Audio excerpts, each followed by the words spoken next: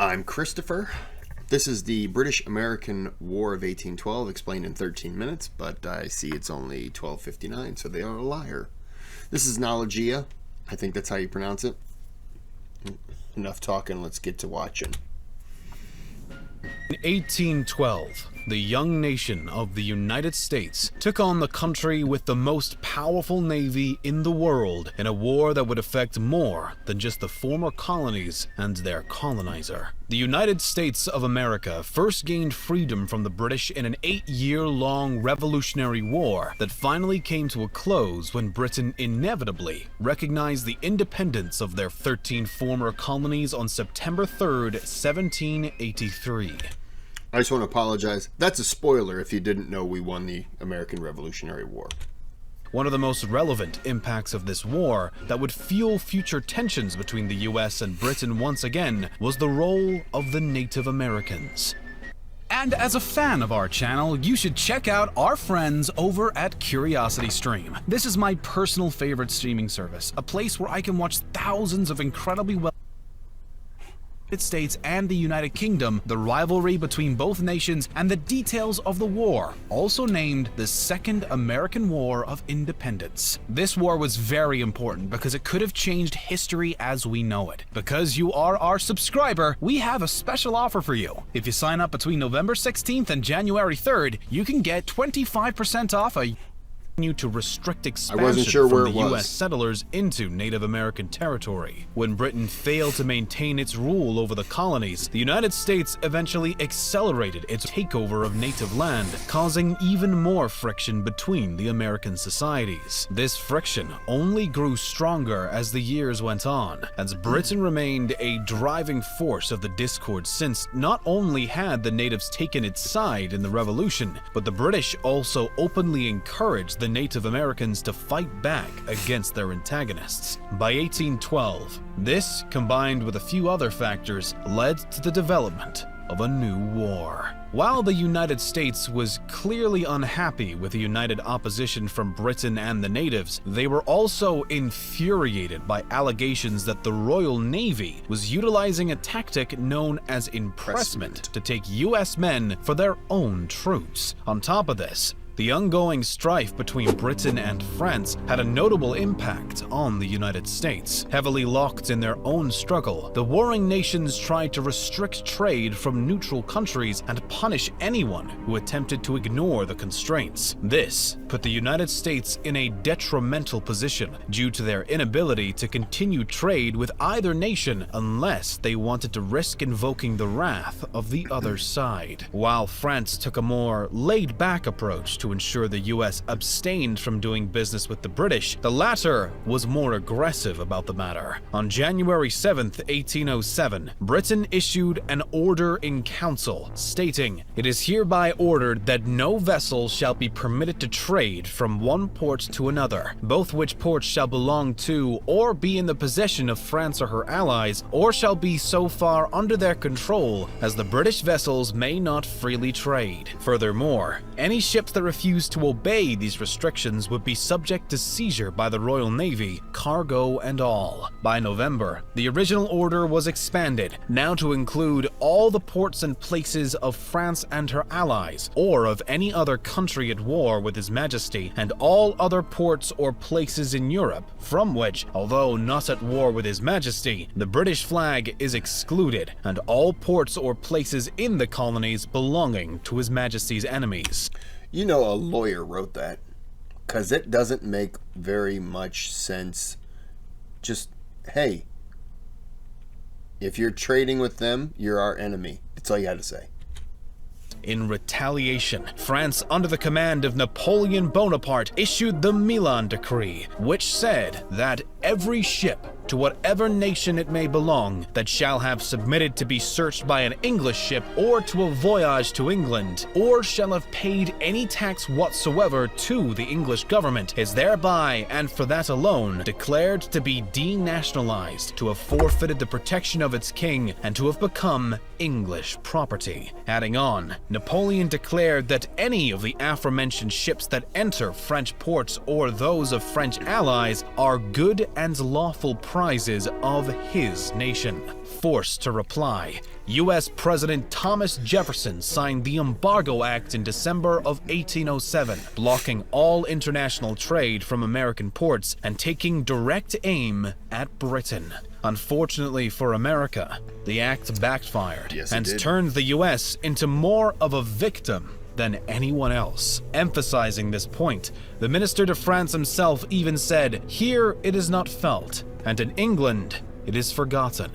The effects of the Embargo Act ultimately pushed the U.S. into an economic depression, and it had to be repealed less than 2 years after the initial signature. In its place, the Non-Intercourse Act was passed, which directly forbade trade with Britain and France and their colonies. When this new act still proved to be ineffective, the United States tried once again, this time passing Macon's Bill No. 2 in May of 1810. This bill lifted trading bans and stated that if either France or Britain removed their own restrictions, the U.S. would re-establish an embargo with the opposing nation. By August, Napoleon enacted a plan to exacerbate tension between Britain and the United States, and it ultimately worked. He first told the new president, James Madison, that he intended to exempt the U.S. from his previously established Berlin and Milan decrees, promoting Madison to bring back the Non-Intercourse Act constraints against Britain in November of that year. Despite the fact that Napoleon never actually followed through on his proclamation, Britain and the United States were now on the brink of all-out war.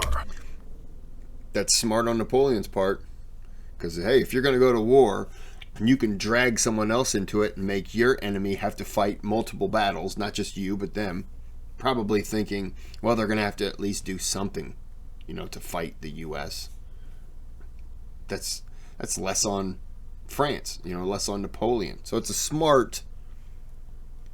it's garbage for us because we were the ones who fell for it, hook, line, and sinker. But it worked for him. Ultimately, in the long run, didn't really work for him. The final straw came when the Battle of Tippecanoe unfolded in late 1811, as the U.S. troops claimed victory over the Native Americans, wishing to stop further expansion once again. Given the United States was fairly confident in the belief that the British were supplying the natives with weapons from Canada, a faction of the U.S. Republican Party known as the War Hawks began a heavy push towards an official declaration of war. The Warhawks, I think, were Henry Clay, John C. Calhoun, primarily. There were others, but those were the two that come to mind.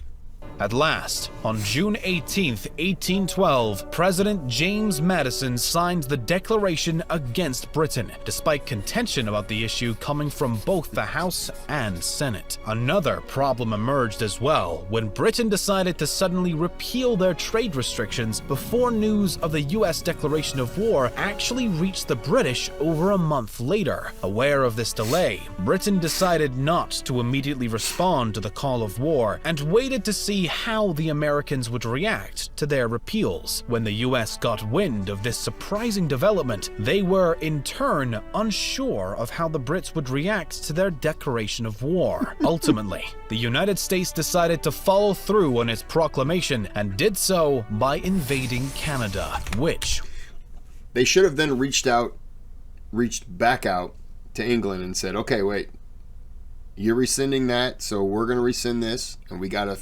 sort some stuff out. But then this is the part that I never understood. We're going to go... Sorry, I had to sneeze. We're going to go to war with England, so let's attack Canada. I'm going to sneeze again. Let's hope that's the last one. So let's attack Canada. What? Just stupid. Was a British colony at the time. While the American... And yes, I understand it was a British colony. Stupid. Canada had nothing to do with any of this. troops hoped to capture Canadian land to force Britain into negotiation, they had no such success. No one was prepared for war. The British and French have been busy fighting their own battles, and the US military was grossly ill-suited to take on the likes of Britain. The defeats were plenty and humiliating for the Americans. One excessively humbling loss for the US happened when General William Hull surrendered Fort Detroit on August 16, 1812, and his own army to the British troops, and allowed Michigan territory to be deemed as part of Britain. Chased across the Canadian border, as Hull saw the size of his opponent's forces, which was a mix of British and Native American troops, and knowing that his daughter and grandchild were in the fort, he decided to give up without a single shot being fired. Hull's disgraceful failure led to an uptick in Native American raids in the Northwest and British conflict under the command of Major General Henry Proctor. Adding insult to injury, U.S. Brigadier General Henry Dearborn struggled to make any progress on the northeastern border because the militias in New England were not supportive of the war and uninterested in coming together for an attack on Montreal. By October, the Americans were finally able to get some momentum as Major General Stephen von Rensselaer led an army of 3,100 militiamen into the Battle of Queenston Heights. Rensselaer sent some advanced units across the river where they were able to hold their ground for some time on a slope just above Queenston and were successful until they were overcome by British forces as the rest of the American troops refused to join the fight. 925 U.S. soldiers were then captured by the British, despite Major General Isaac Brock on the British side being killed during the battle. Yet again, the Americans took another hit in 1813 when an attempt to retake Detroit resulted in a massacre of U.S. prisoners by their Native American opponents. On top of that, Brigadier General Henry Dearborn was replaced by Major General James Wilkins. At long last, though, in September of 1813, U.S. Commodore Oliver Hazard Perry scored a major naval victory at Lake Erie against the forces of British Captain Robert Barclay and opened the gates for more success on the American side. When the Battle of the Thames erupted the following month, the U.S. finally defeated the British and Native American Allied forces. The next spring season, at the Battle of Horseshoe Bend, a U.S. militia force faced off with a Native American force known as the Red Sticks and found victory once again, demanding that the losing side cede roughly 23 million acres of land, which would later become Alabama and span partially into Georgia. Another win for the United States followed in the summer, July of 1814, at the Battle of Chippewa, but it was short-lived as the Battle of Lundy's Lane ended in a bloody stalemate shortly after, forcing the Americans to withdraw. The real deciding factor in the war came when Napoleon faced his first exile, allowing Britain to shift more focus to the discord with the United States. The British sliced through the US, destroying government buildings including the White House as they took control of Washington, D.C. The Brits then tried to push farther into Baltimore by September under the authority of General Robert Ross, but were repulsed at the Battle of North Point, where General Ross was killed. In the battle that inspired the U.S. national anthem, more British troops were fought off at Fort McHenry. As these conflicts raged on, peace talks began in Ghent and eventually resulted in a signed treaty on December 24th, 1814. Still, they didn't discuss the Battle of New Orleans. Yeah, they might do it now, actually. That happened after. just as with the declaration of war, the news was delayed and took until February 18th, 1815 to officially be ratified and end the war. The Treaty of Ghent reverted things back mostly to how they were before the combat, with a status quo antebellum. All territory was returned. Britain repealed their trade restrictions, stopped supporting the Native American revolts, and ended their impressment strategies. In the end, the war was essentially a draw, and the only real losing side was the Native Americans, who had high hopes for British help in stopping US expansion. Britain was able to claim victory against the French, and in a way, against the US. Meanwhile, the US had the pride of more or less winning their second war of independence. Yeah, it's kind of a stupid war. there was just, I understand why, you don't want to be having your sailors impressed into another country's war, but at the same time there was, I don't want to say an olive branch extended from both sides, but England looked at it like, dude, we got other things going on right now, okay, so let's just calm down between you and us. And we were like, no, let's go to war, because if they weren't fighting France, we wouldn't have declared war, my opinion, because then the whole weight of the British Army would have been on us, and we weren't going to do that. We only did it because we probably thought we could get Canada, and France, Napoleon's going to keep them occupied. Didn't work out that way. Oh well. But I'm going to end this here.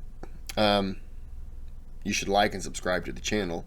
Otherwise, the tiddlywinks won't cook correctly.